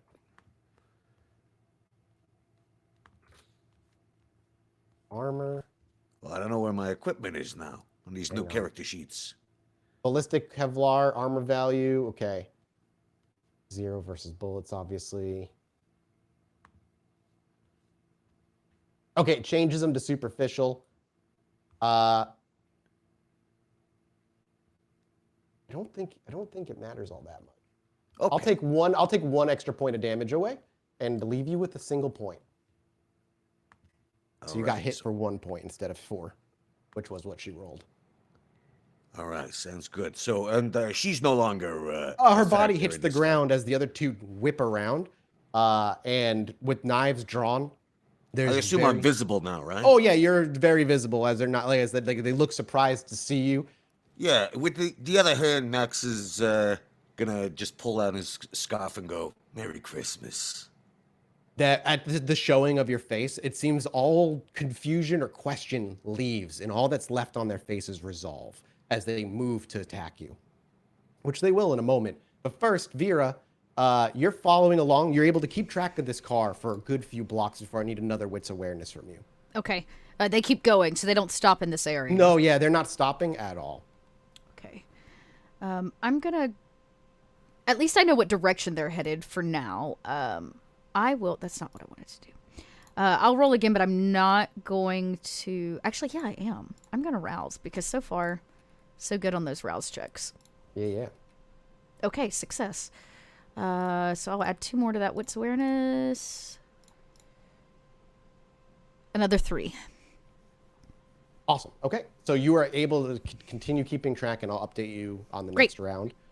Before they attack you, Max, where you'll get a defensive roll, the question I have for Duke is, you continuing to walk in the distance. You can see them kind of break into an alleyway. Is the plan to just continue walking until you catch up with them? Yes. Okay, because eventually John is going to come around with the car, basically, and you're going to be the only one that's going to be immediately visible to him. It'll probably be well, actually, he's probably a good distance away, so we'll see if that actually happens. But okay, Sure. You're going to continue walking. Yeah. For you, Max, as these two people are going to run at you, a defensive roll is a Dex Athletics roll. That's basically your ability to dodge, and you have to decide how big is that pool for you. Dex is 3. That'll be a pool of 5. With a pool of 5, you need to dictate how many dice you want to put to each person attacking you. There's 2 people attacking you, and you have to split that pool amongst the 2. One person's going to get 3 or 2. One person's going to get 1, and another person's going to get 4. What do you want? How do you want to do that? Do you want to split it as evenly as you can? What do these 2 guys got? They both got knives. They right? just both got knives that they pulled out and like swat, like a flip knife, not even like a really big knife or sword. It just came out of their shoe and just they flipped it open. I do have my machete on me, so I could do the old Crocodile Dundee routine, but It's true. it's probably going to be easier to just punch through their faces. You know what? The one that's closest to me, I'm going to give him 3 and the other guy 2. Okay, so I'm gonna make a roll here for a minute. I just want to check one thing.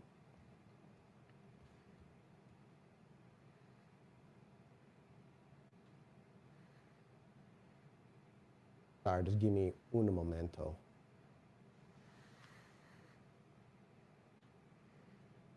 Okay, so the first one I'll do with the 3. You're using 3. Go ahead and roll me 3d10. I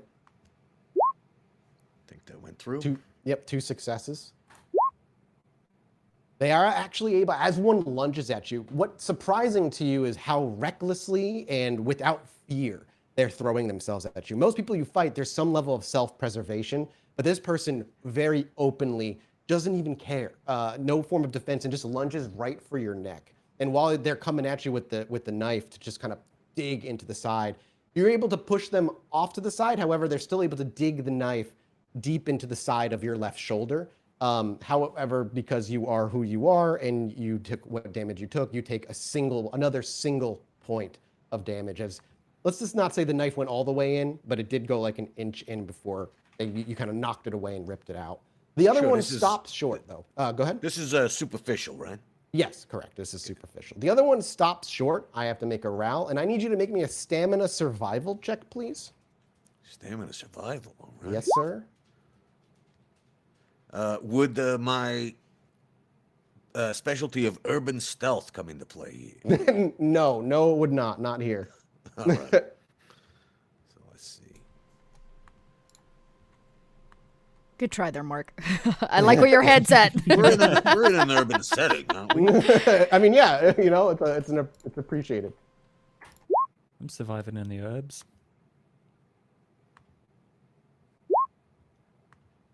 You could only reroll one of those if you choose to. Did that go through? Yep, I see it. You got 2 successes. You can reroll one of those if you want. I'll reroll one. Okay, go ahead and use a willpower and reroll. There we go. 3 successes. Okay, with 3 successes versus what I rolled. Basically, what ends up happening is that the person who had a knife stops short after they see what you did to the first one that attacked you. And as they stop short, they take the knife and plunge it into their own palm. And as they rip it out, the blood that kind of sprays outward very quickly turns from a liquid to a mist, a red mist. And then the mist pours forth and begins to wrap around you very much like a snake. And as it continues to pour forth, eventually, as best fog, it just gets thick again. We good? Okay. I'm losing you. We're losing You're all you. freezing up on me. Yeah, we're losing you, bud. Just wait. Seems okay now. Okay. Yeah, it looks good now. Yeah. Give we us a good? try again, Mathis. Yeah. All right. I was saying, as you kind of fight away this thick fog that's enveloping you, it just gets thicker and thicker until you simply cannot see. There's no way for you to see through it. And not only can you not see, you spend the rest of the next turn hacking and coughing as it's just filling your orifices completely with this thick smoke. Sean, on the underneath the dumpster, you can kind of see something's happening, and you can hear Max knock somebody away, and then all of a sudden start coughing, very openly start coughing. Does Sean want to do anything in this moment?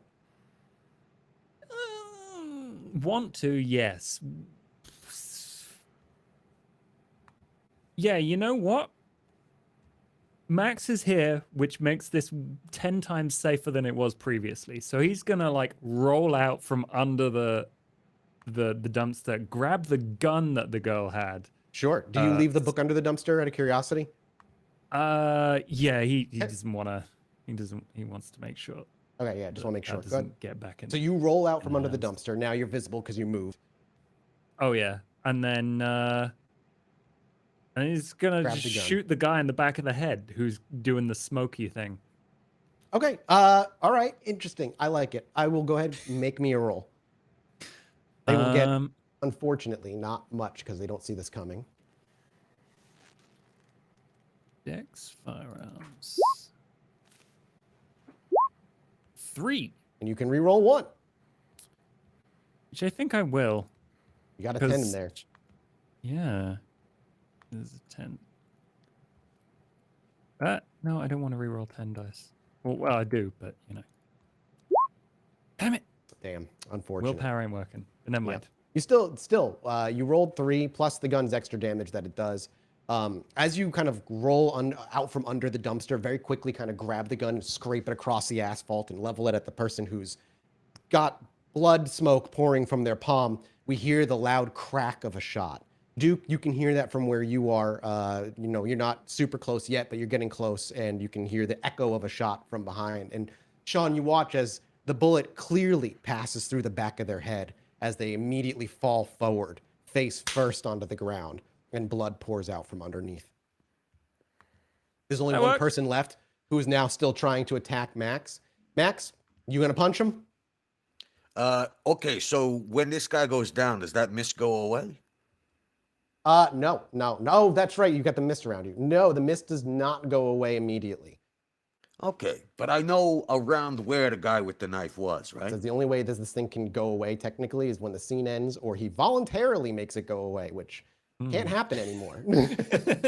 All right, but I got a rough idea of where this guy with the knife was. Yeah, you're gonna take a minus. Closest to me. Yeah, you can still make a swing, but you take a -3 penalty on your dice pool when you do. Okay, well that's what I'm gonna do. And of course, I still got potence going. Yes. Yep. So let's see here. And they get to defend themselves because they can see you. Can they?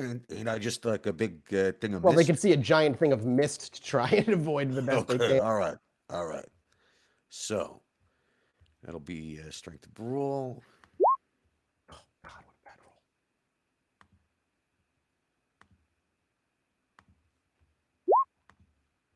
3 successes. Yeah. Plus did you take your -3 penalty on that already?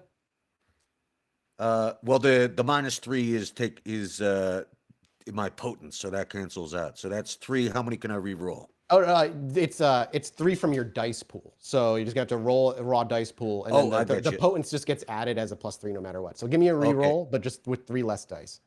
Okay, so let me just roll that wild. Yeah, no worries. That's 3 successes with the lower dice pool, plus another 3, 6 successes. Okay. With 6 successes, you can feel them coming at you. They're clinging to your body, trying desperately to jam this knife into you as best they can, wildly flailing. It's bouncing off your thick bat-like skin most of the time. But as they're coming down a second, like a third or a fourth time, you kind of understand the angle that they've come from, and you catch their arm in the act. And as you hold their arm up, you can feel their shoulders snap as you force it up and take your left hand, jam it into their gut and into their ribs, and you feel just more blood pour forth as you rip your fist out, and the insides just spill onto the floor beneath you, and you just drop the body down. It's at that point, Duke, you turn to the corner. That's what happens with the lethal body. Sorry about that, pal. And Sean, you kind of stare. You just killed somebody. You watched Max kill 2, and Duke turns the corner right around this point. Vera, you watch the vehicle all the way until it hits the highway, and it hits the highway going north. Great.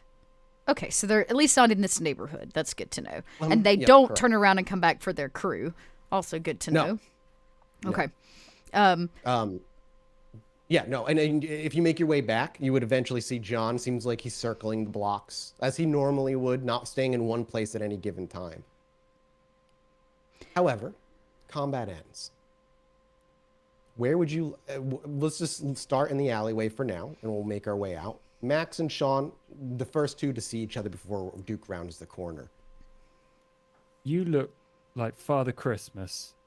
You're all red, and well, you're not giving out presents, but Yeah, well, I'm a regular jolly old elf. It's true, kid. you might have All been right, down a so what- chimney with all this smoke. Like I brush it away. That's a really cool effect, by the way. I wonder how they And did Duke, that. as he's wafting away smoke, is when you turn the corner and you see 3 dead bodies on the ground, with Max and Sean waving away some remnants of looks like fog. What does it look like outside of the alley? Are there any civilians, anything like that? They're, of course, a good chunk away from the front of the alley where most of the violence took place. There are still civilians going around. When the gunshot happened, you watched a lot of civilians more or less scatter out of the way. But you do know that a gunshot means eventually in New York, cops will show up. But on a night like tonight, that's probably incredibly busy for them. You probably have a lot more time than you normally would. Okay. I looked at them. Do they seem well composed? Max and Sean? Yes. Do you look well composed, Max and Sean? Yeah, Max is like, What the hell was that crap? Sure, Yeah, there was seems something like- fishy about them for sure. I don't know, some kind of blood magic. Who could say? Yeah, it could have been Tremere. Tremere do weird shit like that all the time. Okay. If they seem fine, there's the dumpster right here, right? Yes. Okay. Question: the bodies. They're still there, right? Yes. You're watching as they slowly begin to dust away. Okay, Oh. So they were kindred, no question. That changes things. That's new. That changes things. So they dust then. Mm-hmm. Okay. Please tell me we at least got the book.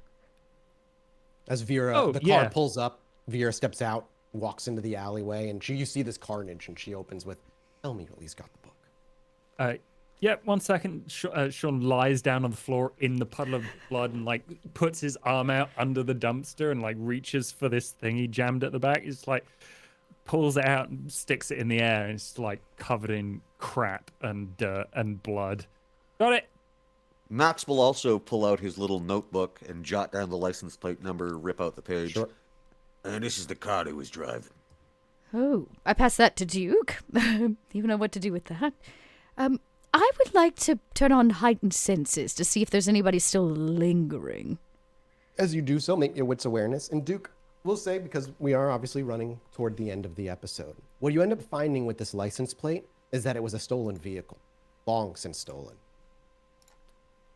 It's fine. Kind of anticipated as such. What do we find out about the book? What's this? We'll get to that momentarily. Okay. Here's another little tidbit.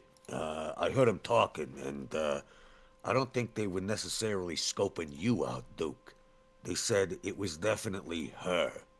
So I'm assuming whoever they were looking for was actually Vera. Oh. Glorious.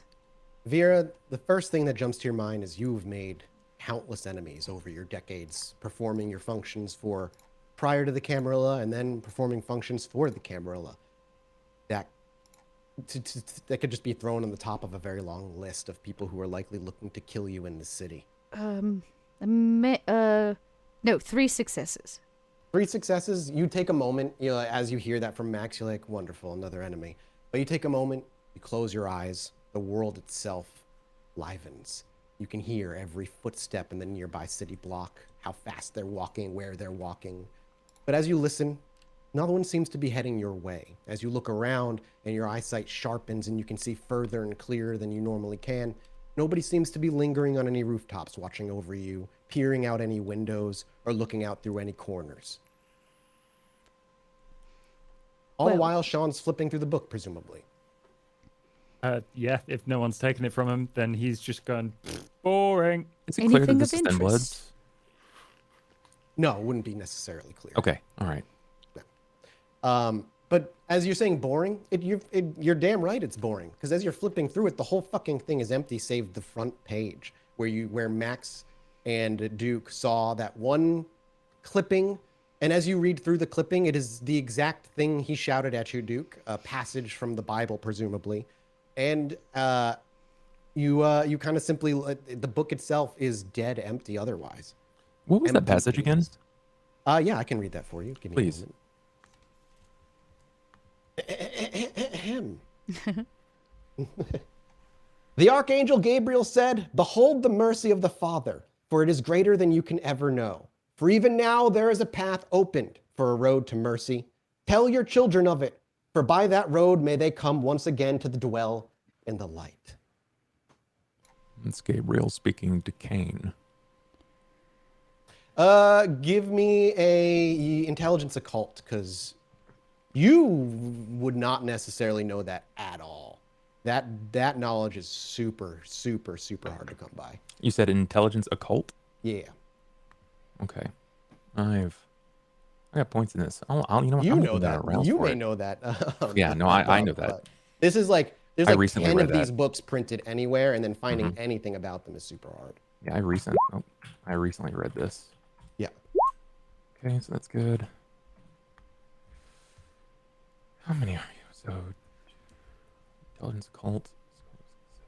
7. Nice. That's a good dice pool. 1, 2, 3, 4, 5. What I will say is, while you don't know where it's coming from, you do know that that's not a Bible passage. It's Would it make a presented difference like if- one, written like one, looks like one, but Would it make a difference if I willpowered 2 of them? no, because Okay. there is really no way for Duke to have really come across this knowledge whatsoever, especially at this point.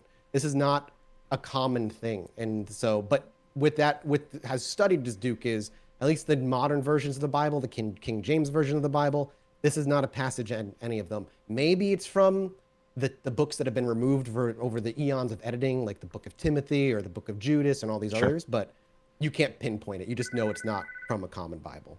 Right.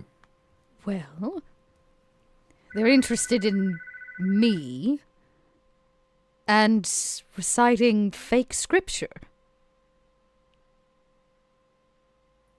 It's definitely a biblical passage, just not one from a Bible that we're most familiar with. We're all sinners somehow. Isn't that the truth? Well, Sean, it may be worthwhile to let Larson know there's thin bloods poking about door to door. Zealous bullshit. And, Duke, if the license plate doesn't really run, maybe just a nod to let the Vintru know. Certainly, there shouldn't be a problem, though I wouldn't immediately wash this as just thin bloods. And as this conversation comes to a close, and we for a moment think that our holiday special ends as the screen fades to black, the words 9 years later appear. Sound rises, and we find ourselves back in the basement of the remnants of the club. Duke is pacing back and forth, what they've discovered, what they've learned over what happened to Sean, the encounters of with Larson and Mia, and a memory ticks that night 9 years ago. Another weird religious encounter with kindred happened, and as he fumbles through some books and some folders, desperate to find what he was looking for, out falls an old leather-bound book stained in years-old dried blood. And as you flip open the cover and see that particular passage, it feels like dots connect for Duke. And on that moment, he snaps the book shut, and we end our holiday special for this evening.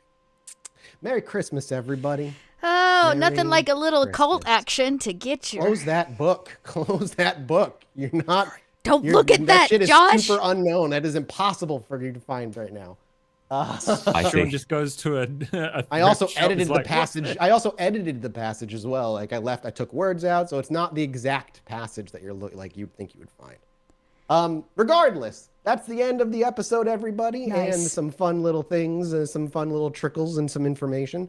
We've got an after show to go take care We of, do. but this was the inaugural stream for a stream that in the future you're gonna see a lot more of. We'll just leave it at that. Our holiday gift to you. There will be more in 2022. Damn right. they will. Rhymed. Damn right. And we can't really do right. it without, we should say, for everybody that's in chat that's a Patreon supporter, this is all because y'all make this happen. So please continue to love us, and we'll continue to do the same. Yeah, please do. And more people that follow, the quicker we'll get our sub button, so we can get some emotes up on the channel and get all that good stuff. So thank you guys for supporting us on Patreon and allow our second Christmas special for doing this as long as we've been doing. We've got so many cool surprises up our sleeve for you, and yeah, season 3 is going to end on a bang. On that, That makes me I nervous. say we should say goodbye and go do our after show. All right, everybody. And, I would just like to say, God bless us, everyone. Aww. We love little Timmy. So intimidating. Get it? All right, well, take us out. Whoever's taking us out, That's take us that's out. me. Y'all click those links in chats. Go follow all of these people. Find out more about what we're doing. And yeah, we'll see you guys. This will air nice and edited this upcoming Friday, and we'll be taking a break for the holidays. So you're going to have to hang in there until the new year before you get any more Drac Pack action. All right, y'all. Here we go. Until next time. Bye. Bye. Merry Christmas. Happy holidays.